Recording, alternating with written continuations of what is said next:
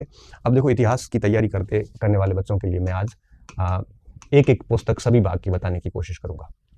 ठीक है, एक एक भाग किताब, ताकि क्या होगा कि आप अधिक किताबों में कंफ्यूज ना हो। ठीक है, अगर आप इतिहास में तैयारी करने जा रहे हैं और प्राचीन भारत के लिए किताब देख रहे हैं, तो दो चीज़ें हैं। अगर आप बिल्कुल न्यू स्टूडेंट है, आपने अभी तक इतिहास को नहीं देखा है, तो आप कम से कम न्यू स्टूडेंट है तो केसी श्रीवास्तव पढ़िए और कोई किताब आपकी टेबल पे मत रखिए। क्यों? क्योंकि ये बड़ी सरल भाषा में है और इस किताब से आपकी समझ विकसित हो जाएगी। इस किताब को आप लाइन टू लाइन आराम से पढ़ सकते हैं। ये ऐसे उलूल-जुलूल या तारतम्यता युक्त लिखी भी नहीं किताब है। इस किताब की खास बात ये है कि इस किताब ने बड़ी खूबसूरत तरीके से अवधारणा और फैक्ट का मिश्रण किया है। इसको आप पढ़ सकते हैं। मैं जहान श्रीमाली का सजेशन भी नहीं दूंगा। क्यों? क्योंकि उसमें अब इतना कुछ रहा नहीं कि वो किताबों में, अब कल के पेपर की मैं प्रोफेसर की बात करूं तो जहां श्रीमाली से 10 प्रश्न भी नहीं थे 50 में से, जबकि केसी श्रीवास्तव तकरीबन 40 प्रश्न कवर कर रहे थे। ठीक है, नए स्टूडेंट है तो डेफिनेटली आपको ये करना चाहिए। अगर आप ओल्ड स्टूडेंट है, पहले से इतिहास पढ़ा हुआ है काफ़ी लंबे समय से, तो आप है वो सौरभ चौबे पढ़ सकते हैं, क्योंकि ये 50 प्रश्न में से 45 पे दावा भी कर सकते हैं और 45 प्रश्न यहाँ से आते भी हैं। ठीक है, ये थोड़ा सा केसी श्रीवास्तव से भी एक्स्ट्रा इन्होंने लिखा है। अगर आप ओल्ड स्टूडेंट है तो इसमें हाथ डाल सकते हैं। न्यू अगर सीधा सौरभ चौबे पे जाता है तो बहुत दिक्कत आती है।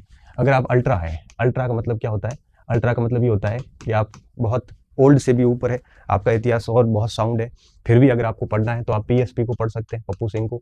इन्हों की प्राचीन भारत की किताब आती है, काफ़ी डिटेल में पुस्तक है और वो पुस्तक सौरभ चौबे से भी ज़्यादा फैक्ट अपने पास में रखती है।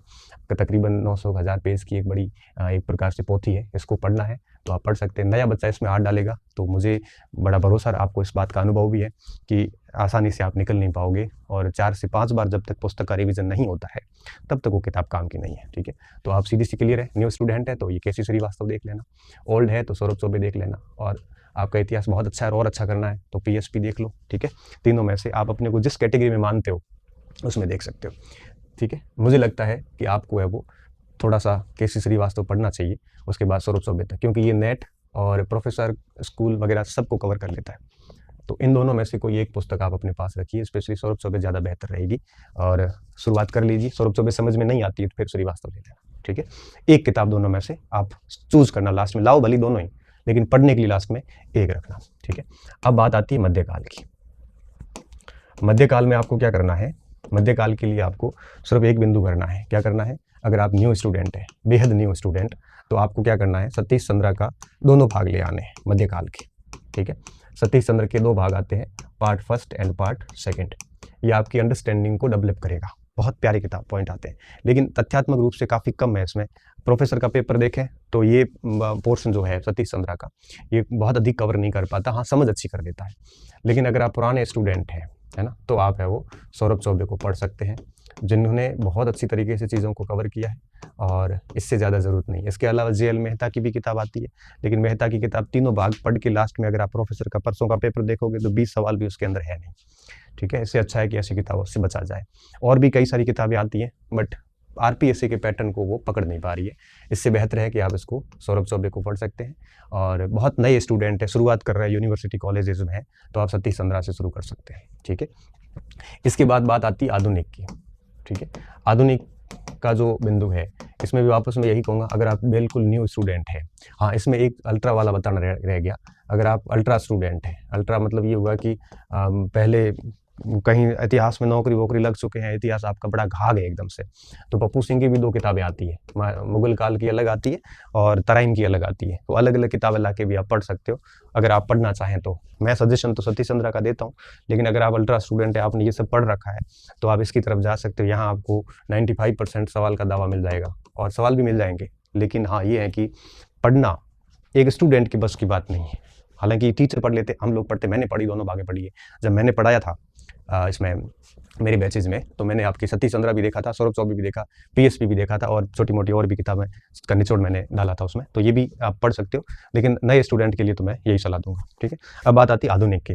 आधुनिक के लिए बौद्धिक प्रकाशन की किताब आती है, बेहद अच्छी किताब आती है, आप इसको कर सकते हो। हाँ, ठीक है, इसमें थोड़ा सा कई जगह फैक्ट्स एरर रहती है, तो वो हर किताब में रहती है।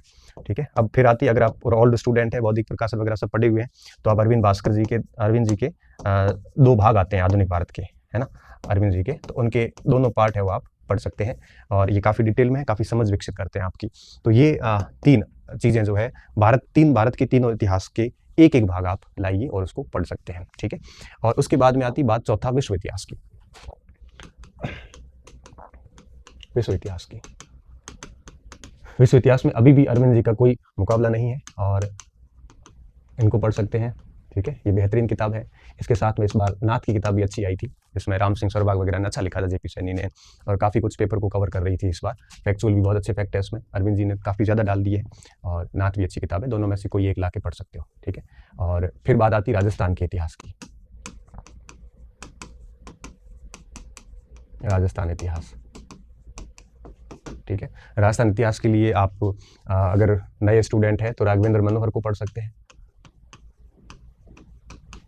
राजस्थान का प्राचीन और मध्यकाल का इतिहास इसमें आ जाएगा, ठीक है। और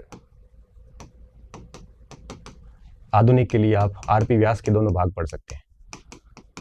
ये ऑथेंटिक किताबें हैं। आप हमेशा कहते हैं सर ऑथेंटिक किताब बताइए, तो ये सब ऑथेंटिक किताबें हैं। आरपी व्यास, राघवेंद्र मनोहर, ये पूरा भारत राजस्थान का इतिहास तैयार हो जाता है, ठीक है। आप इनको नहीं देखना चाहते हो, गाइड को देखना चाहते हैं तो नाथ पढ़ सकते हैं, अच्छी गाइड है, इनमें काफ़ी चीज़ें समाई हुई हैं। और भी अगर आपने कोई दीनदयाल वगैरह वो पढ़ रखी है तो भी ठीक है, बट ये ऑथेंटिक किताबों के मैं नाम बता रहा हूँ जहाँ से आप 100% पेपर क्लेम कर सकते हैं, ठीक है। आप देखो अभ्यास बेहद ज़रूरी होता है और टॉपिक के साथ साथ अभ्यास करते रहना ज़्यादा फायदेमंद होता है। अगर अभ्यास की बात करेंगे तो आप यूथ की किताब ले सकते हैं। अगर आप नेट और इसको फोकस कर रहे हैं तो ये 2 किताबें आपको बेहद काम की रहेगी, ठीक है। और अगर आप केवल आरपीएससी तक रखना चाहते हैं, पीएसपी की किताब अच्छी किताब आती है और नाथ का अभ्यास पेपर भी अच्छा आता है, ठीक है। पीएसपी 1100 पेज की नया एडिशन आया हुआ है, काफ़ी बड़ा है, लेकिन हाँ ठीक है, उसको आप करोगे तो आपका पुराने प्रश्नों का संग्रह कंप्लीट रेडी हो जाता है। काफ़ी अच्छी व्याख्याएं हैं तो उसमें चीज़ें ठीक हो जाती है, ठीक है। तो इन तीनों में से अच्छा एक सौरभ चौबे का भी आता है। सौरभ चौबे ने इंडियन हिस्ट्री पे काफ़ी अच्छा लिखा, त्रुटि रहित है, इसमें कोई त्रुटि मुझे मिली नहीं, तो सौरभ चौबे का भी प्रश्न बैंक ला सकते हैं। इनमें से कोई भी आपके पास है, एस.के. पांडे के भी आते थे पुराने, है ना, वो भी आप ला के पढ़ सकते थे। जो भी आपके पास है वही रहने दीजिए, नया लाने की जरूरत नहीं है। और कोई नया लाना चाहो तो इनमें से आप देख लेना, सब बेस्ट है अपने आप में, ठीक है। ये इसकी अभ्यास की बातें हो गई।